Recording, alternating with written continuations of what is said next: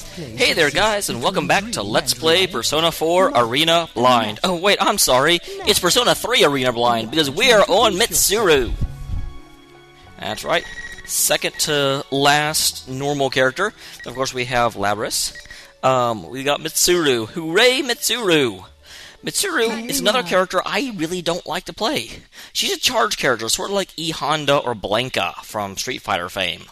And I don't like having to play what I want to do before I do it. That sucks. So, yeah, we'll see. Late November, in the year 2010, the darkness fell without warning. At the same time, the previously built busy examination room fell so silent that the man's ears hurt. Wait, what man? I assume this is Mitsuru. Hey, what happened? Public security man, that's what man. He's a superhero. He called towards the back of the room, but no answer came. After working for public safety for over a decade, he thought little could faze him anymore, but this was uncomfortable alien. It was no ordinary blackout. This was a job for public security man! I'm sorry, that just makes me laugh. If it were, the faint light of machines running on battery power, such as cell phones, would remain. But the silence disturbed him even more. He hadn't heard so much as a single cry. When he looked around, he saw one spot in the darkness, where something was giving off an eerie glow, as if painted in incandescent pigments. Well, that's more than one spot. I guess it's coming from the little briefcase thing in the center, but still, man, that's not a faint glow anymore. Oh, wait a minute. That's transmogrification. 2010? The Dark Hour came back? What? Because, yeah, the Persona 3 ended in 2009. Once his eyes began to adjust to the darkness, he was finally able to make out the area around that light. The shining spot revealed a small, strangely discolored box that the man had only just delivered to the forensic unit. Team! What the hell is... He called out, still squinting at the shadows of a person he could see at the window beside him. But as the shadows resolved, he saw it was not a person's shadow at all. He had no words to describe it. At first glance, it seemed to be a coffin. And that means the public security man has a persona? Who is he? How does he just randomly have a persona? I mean, granted, in Persona 3, just some people have them, some people don't, but still, that's weird. Indeed, that's what it was shaped like. But he had never seen a coffin standing upright, as tall as an adult, shining like a dark crystal. Yet, that was clearly what the crystalline mass was, squatting at the spot where the window clerk would normally stand. And upon closer examination, it wasn't the only one. At desks in front of evidence shelves next to a... Guess whose computer crashed? If you guessed Damial's, then you guessed correct, and your prize is the rest of the episode. If you did not guess Damial, and you actually guessed someone else, then yeah, scroll down to the comments and see if someone that guessed correctly gives you permission to watch the rest of the episode. Because good lord, that should have been easy. So... Quickly, he turned to grab the knob of the door through which he had just entered, as I think where I stopped off. But... What the... Is the door locked? Doors aren't locked during the dark hour. It didn't budge. It wasn't that the door was locked, preventing the knob from turning the latch. The knob was completely frozen in place. That doesn't happen! What the heck? Is anyone here? Hey! Let me out! The man slammed his fist against the door, yelling in desperation. But the sensation that he felt when his fist impacted the surface wasn't that of hitting a door. It felt completely at odds with what he saw, as if a picture of the door had been drawn on a solid wall. It was then that the man noticed that another light, similar in color to that emanating from the box, could be seen on part of his hand as he swung it forward. It was a ring, and suddenly he remembered. When he brought this in the small box, he found several bizarre ring-shaped objects with it. While handing it over to forensics, he suspected they might be rings. To check his theory, he put one on. And now that ring was emitting the same eerie light as the box. And that's why you didn't turn into a coffin! Though he had still no idea what was going on, it was immediately apparent that it was directly related to his current situation. The man grabbed the ring from his sweat-slit fingers and tugged, ready to pull off his own finger if necessary. Oh my god! But just at that moment... Take that off right now. Yay, Mitsuru! What? The man couldn't help but gasp. He looked around and could sense no one inside the room with him. Where did the voice come from? I'll be there to rescue you shortly. Calm yourself and wait there. When the man calmed himself, he realized it wasn't a voice. The sensation was indescribable, but it was directly unlike hearing with one's ears. Oh, pardon me. This is Mitsuru Kirijo. We met earlier.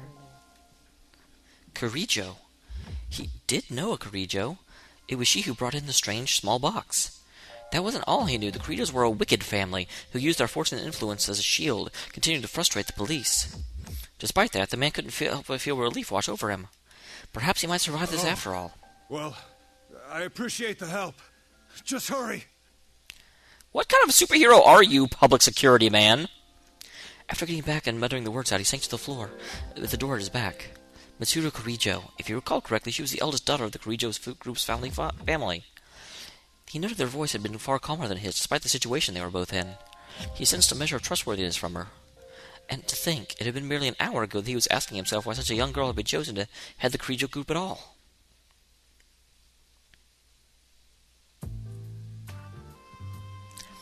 The digital clock on the corner of the desk quietly announced the arrival of 10 o'clock in the morning. Normally, most of the staff would be out and about by now, but the entire police department was in turmoil today. It was only to be expected, with a key figure from the Kirijo group visiting on unusual business. This must be a flashback! The Kirijo group was a major trading family, synonymous with Japan. They had links in all areas of business. Not a day could go by in the city without hearing their name. The clock had struck 10, bore the logo of the Kirijo Electronics, and KJ was the carrier for cell phone provided to every member of the force. A few days ago, the same Kirijo group had made seemingly insane proposal. The document was hundreds of pages, but a brief summary would read, "We wish to collaborate with the police on an unofficial department for eliminating monsters." Well, it does happen from time to time. Famous businessmen end up advocating cultish nonsense in pursuit of their ambitions. Upon consideration, it was decided that the Kirijo group should be invited to give their pitch. Of course, there was no intention of spending tax money on the outlandish proposal. The police's interest in humoring the Kirijo group lay elsewhere. So, is this his narration? This does not sound like Mitsuru's backstory. I'm using the wrong voice. But I'm still going to use it. The Kirijo group had offered an incentive whereby, if police agreed to the meeting, they would be provided a detailed list of the Ergonomics Research Lab's artifacts, as well as actual samples. It was this that drove the official's decision. For there had been dark rumors bandied around the Kirijo group for the last 10 years. While still a family-run business, some said that old man Koetsu Kirijo had developed paranormal research and was performing inhumane experiments. The police collected enough evidence to test the rumor and prepared many times the force to investigate. But every time the investigation came to nothing due to the group exerting hidden pressure, frustrating those working on the case to no end. The investigation's prime target was the infamous Ergo Research, the Kirijo Ergonomics Research Lab. Exposing the Kirijo group's dark side had been a dream of public safety's for 10 years now. And now, Kirijo seemed willing to hand over Ergo Research's tightly guarded secrets on a silver platter. No one knew the reason they would suddenly about-face, and neither did anyone think of turning them down. They agreed to the summit not to hear out whatever proposal Kirijo was offered, but a stepping stone towards unearthing their past crimes. Time passed, the agreed-upon time in the afternoon came. The man was tasked with watching over and bringing the artifacts to the Kirijo group. Though he would not speak with the guests, the police plan afforded him major responsibility that gave him something like a leading role. It wasn't long before the Kirijo limousine, that's not a car, arrived in the underground Porte Conche, or something like that. The staff there to receive the guests only shrugged at the long black limousine that would have turned heads on main roads. One of the youngest recruits looked towards the man who asked her a question. What's with that car? But that was the least of the surprises in store. When the Kirijo group representative stepped out of the limousine, she was shown to be a beautiful... Wait, shown to be? Are you guys taping this, you perverts? A beautiful young woman, no older than a university student. Not only that, but she had attendants dressed in what could only be described as maid uniforms. All of them were young women roughly her age. The scene mesmerized the various dignitaries present to greet her. Thank you very much for this opportunity. I am Mitsuru Kirijo, representing the Kirijo group. It's nice to meet you. Her brisk greeting radiated poise. From there, she shook hands with the assembled dignitaries in a manner that showed she was no stranger to social greetings. The company rep? Really? The young recruit, who was sneaking looks out of the corner of his eye, muttered in spite of himself. Said the rep who's coming today would be the leader of this new unit, but I thought it was supposed to be some hardcore armed response team, and she's leading it? Well, I guess it's better than some meathead. Shut up and hold your position. But in truth, the man felt the same way. Yeah, this is definitely not Mitsuru's. That's the first time this has happened. That's interesting. Certainly, the Monster Extermination Unit would never be incorporated, but even if it were, he was sure that this wisp of a girl could never do such work. Eventually, the dignitaries entered the agency along with Miss Kirijo. Sorry, I just had to look over and make sure I was recording. I don't know why, but I didn't remember pressing the button. All of them were lopsided smiles due to the young beauty's unexpected appearance, but that would do for now. The dignitaries were only there to receive her. The true objectives were loaded on the truck parked behind the limousine. The documents and artifacts of Ergo research. Start bringing them in. Roger, sir. At the man's signal, his trained subordinates surrounded the Kirijo truck. They formed a line, smoothly passing boxes man to man into the building. The articles were various sizes, with even a few that came oversized metallic containers for aerial transport. The Kirijo group had warned them not to handle these things carelessly until explanations were forthcoming. But in truth, the department was already prepared to begin a forensic investigation of objects or even send them to the lab. It's okay for us to open these? The instructions said not to. It won't be a real investigation if we let them hamstring our procedures. Besides, I can't think of anything they could send us that we couldn't handle. Oh, ye of little imagination. Unless there's real monsters inside these things.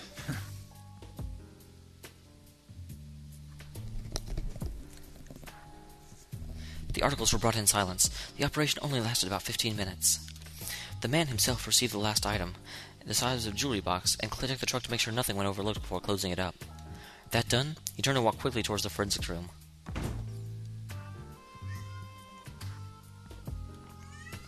Hey, Kitty? Try the way he might, to maintain his composure, he couldn't contain the excitement he felt. For 10 years, the Darkness Kirijo group had been a frustrating legend, like mist between the department's fingers. Their chance to investigate and expose them was here at last. If even the slightest evidence matched the DNA of those who had gone missing, or the victims of unsolved cases, victory would be theirs. The man tried to tap down his acceleration and took another look at the small box he held. There was no upper lid on the box. A petal-like protrusion in its center held a number of small circular trinkets. Their usage was completely unknown. What kind of research produced these? Just as the man was about to hand the box to the window clerk, he saw a wedding ring around the clerk's finger and came to a realization. Are these rings? We're not sure yet. The man put on some protective latex gloves and tried one of the objects on. After looking at it from every angle, the color and shape seemed nothing but ordinary. If it was meant to be jewelry, it wasn't very attractive. The man couldn't picture scientists in lab coats slaving away in a lab to create rings like this. The moment the unlocked possibility came to mind, the man felt somewhat embarrassed by his ignorance of fashion and accessories. But soon he reached for the small box and put the ring back inside. Or, that must have been 2 put it back inside. Yeah, 2, okay. I was like, I thought he didn't put it back. Darkness suddenly fell. Please step away from the door. The voice echoing in the man's mind brought him back to reality. He took a few steps away from the door as directed and stood ready. Step away from the door? The more he thought about it, the stranger the order seemed. How did she know he was so close to the door when she wasn't even in the room? Suddenly, a chill filled the area. In mere seconds, the entire door was coated in white. Where'd this ice come from? It had frosted over. The man couldn't believe his eyes, but the evidence was there in front of him. He could even hear a slight knocking sound, followed by a crack forming in the center. The door buckled under its own weight and crumbled with a sound like that of building blocks being pushed over. Standing just past was the Kirijo woman. She walked over to the man with exquisite nonchalance. At her side was one of the maids. Are you all right? Brought. Oh, I bet one of the maids is Igus. Why is she in a maid uniform, though? Yeah. We did give you fair warning, but it seems to have gone unheeded. The man looked toward the ring shining on his This finger. happened because we touched that box? What is this thing? That ring gives its bearer an unstable form of pseudo-potential and allows anyone to experience the Dark Hour. The Dark Hour? The box itself seems to be a failed recreation of the Dark Hour. The effect radius is small, and it malfunctions when improperly handled. The Dark Hour. He remembered that phrase coming up in the documents the Kirijo group had sent. If he recalled correctly, it was defined as a hidden time, unable to be experienced by normal people, where everything stood still. According to the documents, it seemed to have occurred every night at midnight for about 10 years until spring 2011, as if forcing its way into normal time. Wait. Not spring 2011. Spring 2010, wasn't it? I think that's a mistake, because, yeah, Persona 4 ended in spring 2012, so it started in 2011 went to 2012. So 2 years before that would be ending in 2010, right? Am I crazy? I don't think I'm crazy. Until now, it seemed like pure fantasy. But could the silent darkness be the very same So thing? you're saying those stories in that document, that occult-sounding stuff was actually for real? At that moment, a voice suddenly echoed from beyond the hallway past the broken door. Who's there? The man reflexively called out in alarm, realizing the fear had not yet died down. What emerged from the darkness was a young recruit who had greeted guests earlier and been helping with bringing in the artifacts. The young man was staggering as if severely drunk. Chief! Whoa, kitty, don't step on the control pad. Silly cat. Hey, are you alright? The man began to rush to his side, but the Kirijo woman silently stopped him. She stood between the two as if protecting the man. Before he could finish, a surprising change overtook the recruit. The recruit fell to the ground with an agonized scream. A black tar-like substance began flowing from every orifice. The ooze spread unnaturally across the ground and coerced into a glob. It rose up, like a beast raising its head. What looked like claws began to form. Its appearance showed no signs that it was possessed by some... Its appearance showed clear signs that it was possessed by some malevolent will. The man thought again about the Kirijo group's initial proposal. We wish to collaborate with the police on an unofficial department to eliminate monsters. Without a doubt, this was what they referred to. The name that came up again and again was... This is a shadow. That it is. It's a monster that dwells in every person's heart. They usually can't manifest themselves this way, but it's quite common to see it happen during the dark hour. So the research to make this happen artificially. That's what Kirijo has been experimenting with. That did seem to be the extent of it. At the start. At the start? The man couldn't prevent himself from shuddering at the imagine the implications of her statement. With a second roar, the half-liquefied shadow suddenly took form of some fell beast. But what the face should have been was nothing but a mask. It made a bizarre appearance of two creatures stitched together. Is that Erebus? The young woman, for her part, seems not the least bit perturbed. Obviously not, because Erebus is not something Mitsuru can fight by herself. Kikuno, my things, please. Kikuno? Okay, that's not Aigis then. The man stopped to reach for something. The man was sure where she'd been carrying it. Wasn't sure where she'd been carrying it, but she placed a sword in her master's hand. The blade was specially shaped, similar in design to a fencing saber. Fight it? Stay back. This will all be over soon. At that moment, as if understanding their conversation, the shadow squared itself and leapt towards the young woman. Its speed matched its beastly appearance.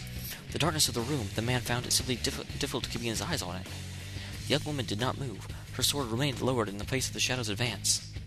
Of course, thought the man, an amateur like her could never react in time. Artemisia! However, at a word from the young woman, some unseen force slammed the shadow against a wall. The man momentarily doubted his own eyes, for it hadn't been the woman who repelled the monster, but a silhouette that suddenly appeared behind her.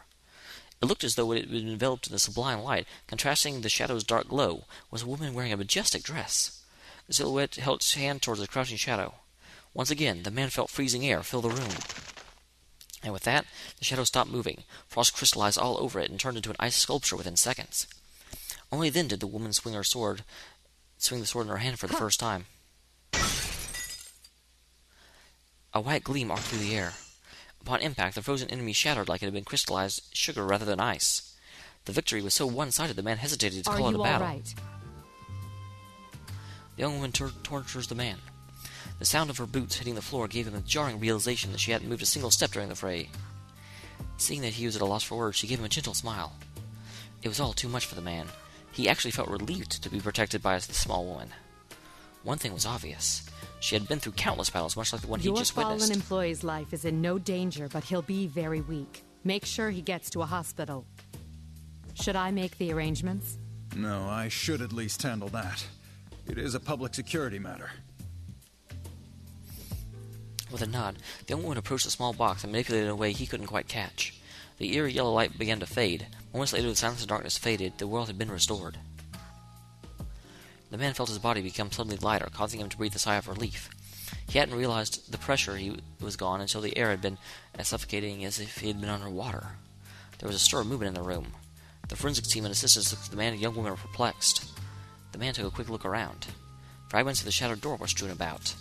A young public security worker was lying unconscious nearby, and their Kirijo guest, who had entered without anyone noticing, held in her hand a drawn sword. I'd be shocked, too, if I were them. It occurred to him that if normal people couldn't sense the dark hour, the sudden change in circumstances may have seemed to them like some magic trip. But this place is off limits to all unauthorized personnel. Hey, what's going on here? The forensic staff looked at the man helplessly. Right. We had a little emergency. That aside, halt all examination of the relics they brought in. We'll wait for further instructions from the Kirijo group. Huh? But you said... If there are any boxes that are closed, don't force them open. Not if you don't want to come face to face with monsters. Leaving the frowning forensics team behind him, the man quickly went into a hallway with the Kirijo woman. Thank you for your help. And about the conference, I'll join in as well. It's been arranged so nothing you say would get through to the higher-ups. If the young woman was surprised at what amounted to be a confessional betrayal, she didn't show it. Are you saying you will reconsider your plans? I can't overlook anything as serious as this. I wouldn't be doing my job as public security if I did. But make no mistake, the things I saw today are proof of the sins the Kirijo group has committed. They can't be punished under the law, but now that they're known, atonement will be made in some shape or form. Indeed. I never intended anything less. You really put one over on us this time. Well, there's no need to be coy. What happened today was no accident, was it? We'd never have believed the reports unless we saw it in person. That's why such a dangerous box had no lid. Am I wrong? There was no lid. That's not possible. That box was classified as risk level 3. It should have been securely fastened. The young woman fell silent, then gasped as she gave the maid walking silently behind her a look. Kikuno. The maid continued without the slightest sign of remorse and left her master behind. Who is Kinkuno? Both the man and the young woman sighed at once. Us guys in public security have a reputation for being tough. But it seems like you guys are no slouches yourselves.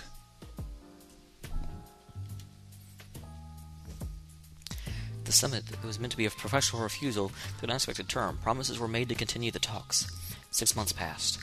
After many opportunities to show the actual samples to the dignitaries were set up, the proposed special unit was established in mostly the form the Kirijo requested. The Security Department Shadow Response Unit. It was the inauguration of the special unit that would in time be nicknamed the Shadow Operatives. No. No need, sir. Indeed, the Shadow Operatives. Okay, I'm taking another look at this now. I do think I agree. I don't know all the characters that well, but people told me that the people to the right are from Persona 3, and the people to the left of Mitsuru are from Persona 1 and 2, most likely. And I can't kind of see that, because that little, almost cowlick thing looks familiar from what I know of Persona 1 and 2. The guy with the background baseball cap is almost assuredly Junpei. And I'm assuming the person on the very, very, very, very far right, kind of behind the dude in the trench coat, is Fuka, because that kind of looks like her hairstyle.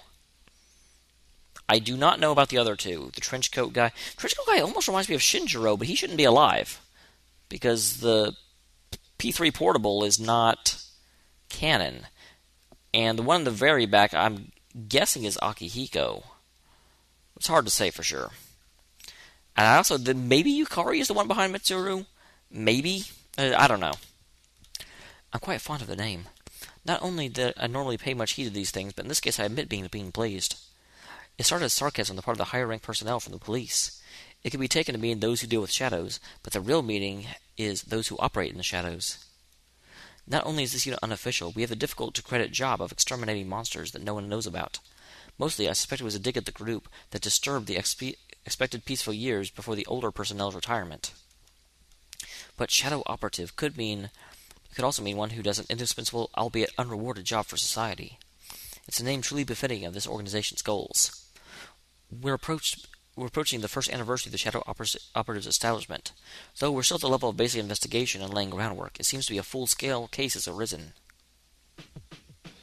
Fighting is not our first option, but I'd be more reassured with you there.